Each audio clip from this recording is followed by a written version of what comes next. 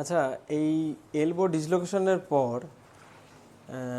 কতদিন পর আমরা এক্সারসাইজ আরম্ভ করব? এটা হচ্ছে গিয়ে প্রথমে একটা আইস প্যাক নিয়ে অ্যাজ সুন অ্যাজ পসিবল আপনাকে এখানটায় আইস দিতে হয়। তার কারণ হচ্ছে গিয়ে এই জায়গাটা পুরো নীল হয়ে যায় এলবো ডিসলোকেশনের পর।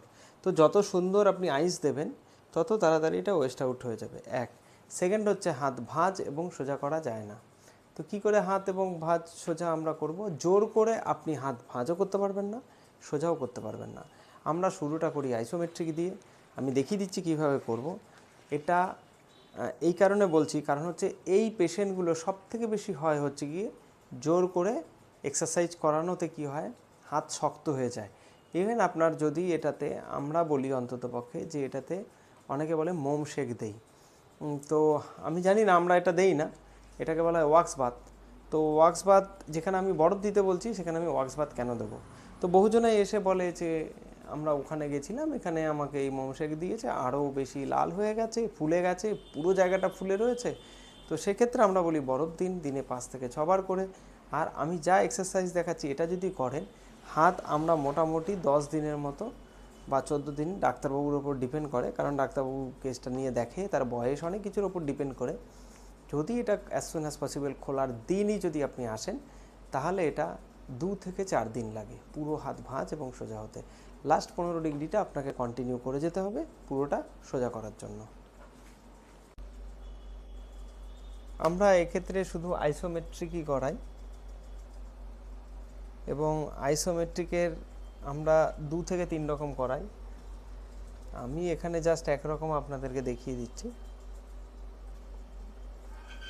এটা করার পর 6 বার হাতটা ভাঁজ হবে আর সোজা হবে, ভাঁজ আর সোজা।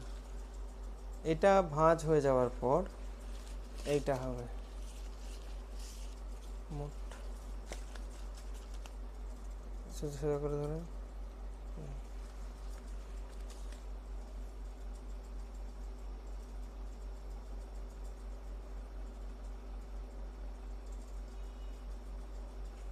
চলো, এটাও আমরা 6 বার করার পর হাত সোজা হবে। সোজা করুন। এটা পুরো সোজা হচ্ছে না, তো এটা করতে করতে করতে করতে হবে মোটামুটি 4 থেকে 6 দিন। যদি প্রথমেই খুলে আসা যায় তাহলে 4 থেকে 6 দিন লাগবে, যদি দেরি করেন তো দেরি হবে। এটা গেল এক। সেকেন্ড এক্সারসাইজ হচ্ছে গিয়ে এই নিলাম মোট, এটা আর আইসোটনিক করাবো। ভাঁজ সোজা, ভাঁজ সোজা, ভাঁজ সোজা। এটা হলো। দেন এটা জাস্ট ভিডিওর জন্য এত তাড়াতাড়ি দেখাচ্ছি। সোজা, ভাঁজ,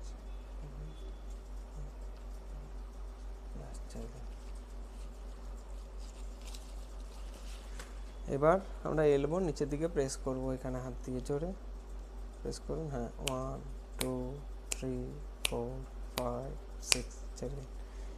এটা করব অ্যাক্টিভ, এই এক্সারসাইজটা করব, আর শোল্ডারের জন্য অ্যাক্টিভ এক্সারসাইজ করব যাতে হাতটা তুলে মাথায় ঠেকায়, তাহলেই মোটামুটি হাত ভাঁজ এবং সোজা হয়ে যাবে।